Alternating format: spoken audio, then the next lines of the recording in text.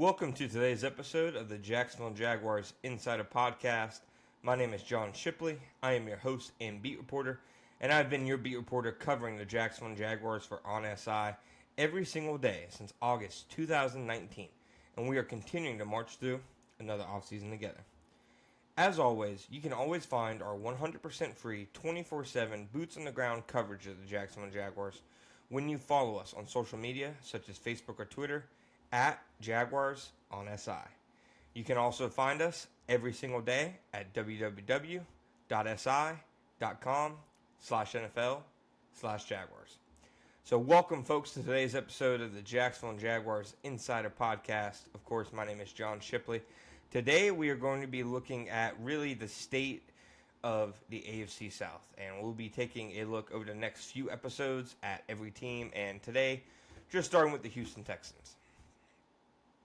To me, I think the Houston Texans have one of the most important 1-2 punches in the NFL. Really 1-2-3 punches in head coach DeMeco Ryans, quarterback C.J. Stroud, and defensive end Will Anderson Jr.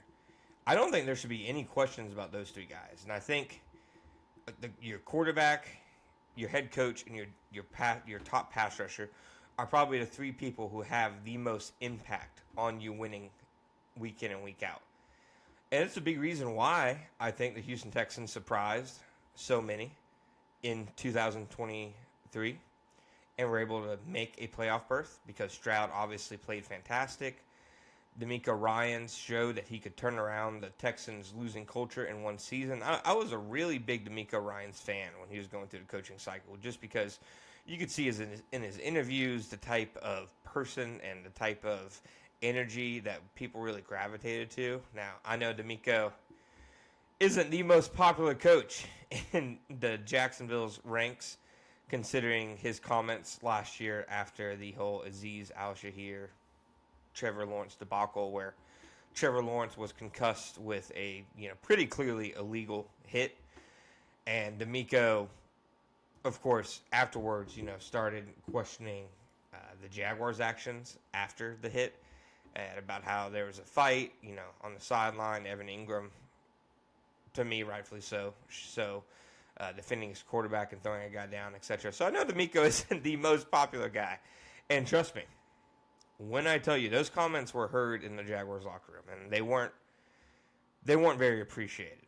I will and can say that much. They was definitely comments that made its way to Jacksonville. But the thing that DeMeco has been able to do over the last two seasons is take a team that was a consistent and perennial loser in the last several seasons and turn it into a team that somehow, some way, they find a way to win more often than not.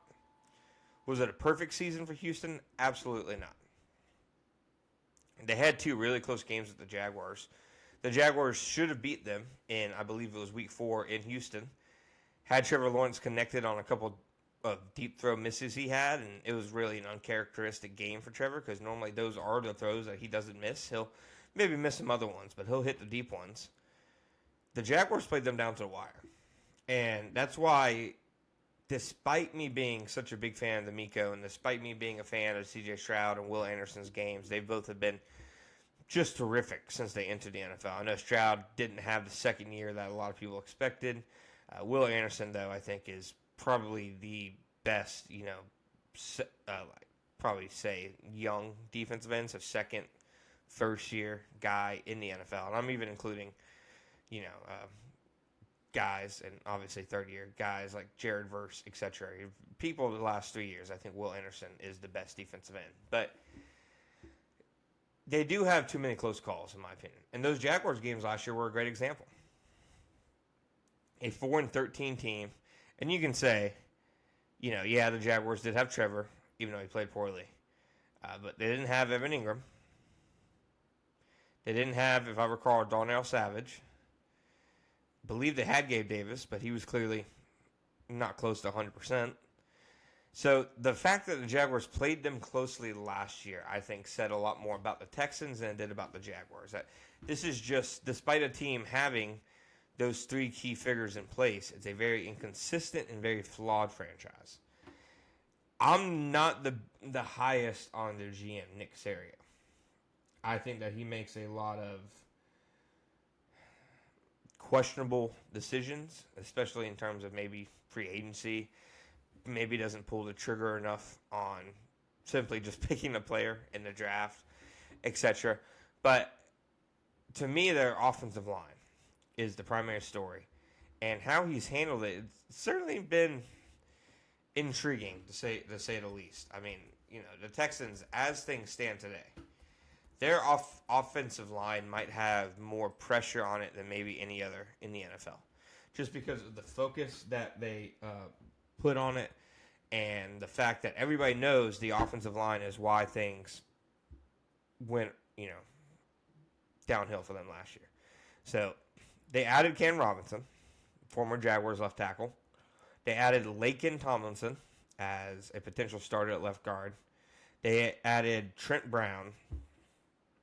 I'm just not sure any of these additions are really guys who are going to, frankly, turn the tide when it comes to their offense and their offensive line. They did take a guy in, the second round, etc., in Arisery, but it seems like they're relying a lot on,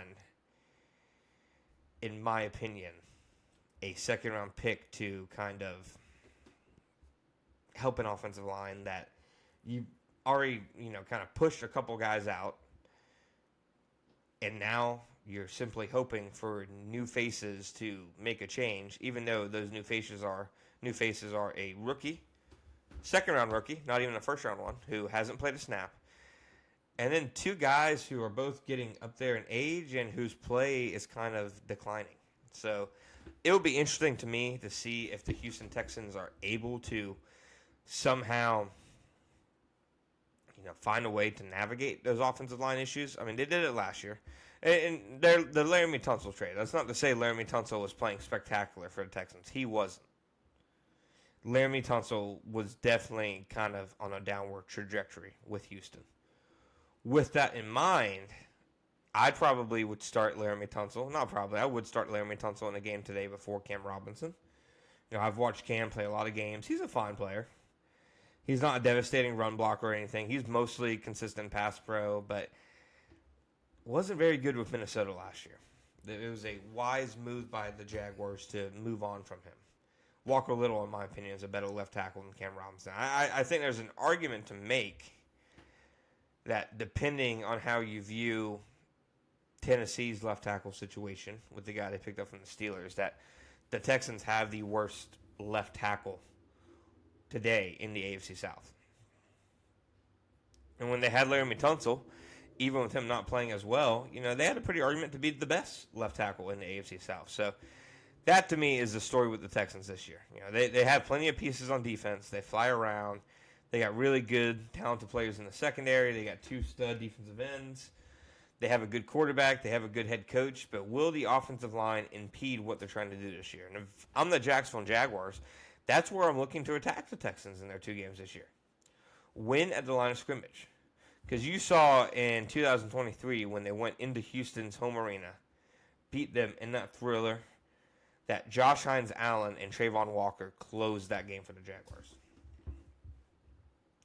They stepped up onto the field in the high-leverage, high-pressure situations, and they were able to put that game to rest, put the nail in the coffin that week. And it, to me, is still, not counting the playoff game against the Chargers, it's one of the most impressive just regular season wins I've seen the Jaguars have, because the Texans were really peaking at that point. They were seen by a lot of people as the team that was going to knock the Jaguars off, which, of course, they did after the fact. But nonetheless, the Jaguars have shown what pressure can do against Houston when you can generate it. So to me, the key for the Jaguars to knock off the Texans in their two appearances this year, and the key to the Jaguars potentially, pushing for first place in the AFC South after finishing 4-13 last year and finishing, out of first place the year before, is getting pressure and taking advantage of their questions on the offensive line.